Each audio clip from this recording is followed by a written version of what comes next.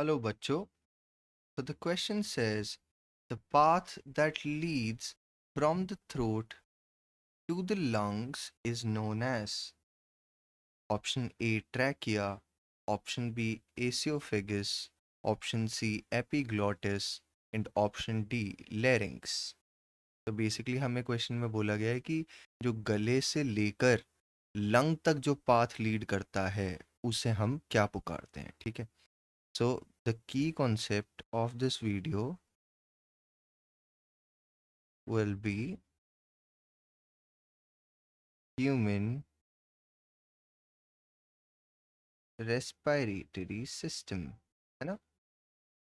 अगर हमें respiratory system के बारे में पता होगा तो we will be able to track down कि अच्छा कौन सी वो पर्टिकुलर चीज़ है जो पूरी नीचे तक जाती है, ठीक है। अब मैं पूरा रेस्पिरेटरी सिस्टम थोड़ा सा बना के देखते हैं यहाँ पर। ये थ्रोट के पास होता है लेरिंग्स, राइट।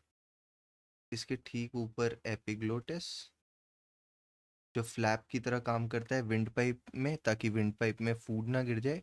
लैरिंग्स के अंदर क्या होता है, वॉइस बॉक्स होगा यहाँ पर जो थ्रोट में होता है। अब यहाँ से एक पाइप निकल रहा होता है जिसे हम और क्या कहते हैं, इसे हम विंड पाइप भी कहते हैं, है ना। ये नीचे नीचे नीचे जाता है और ये नीचे जाकर दो हिस्सों में बट जाता है, राइट। और दोनों तरफ दो दो लंग्स होते हैं, एक तरफ यहाँ पर लंग्स होगा और दूसरा लंग इस तरफ होगा, राइट। अब इस वाले पार्ट को तो हमने बोल दिया एपिग्लोटिस, राइट। ये वाला पार्ट लेरिंग्स है और ये दोनों चीजें थ्रोट में ही प्रेजेंट है ना। तो अब ये जो ट्यूब है ये बेसिकली कहाँ से कहाँ तक लेकर जा रही है, थ्रोट टू लंग तक लेकर जा रही है। और इस ट्यूब का नाम क्या होता है, इस ट्यूब का नाम होता है ट्रैकिया। ओके, तो हमारा आंसर कौन सा सही हो जाएगा, आंसर ए करेक्ट हो जाएगा, राइट। ट्रैकिया ही वो पाथ है जिससे कि एयर कहाँ से कहाँ तक ट्रेवल करती है, थ्रोट टू लंग। जो इन्होंने बी दिया गया है वो ऑसियोफेगस दिया गया है, वो फूड पाइप होता है।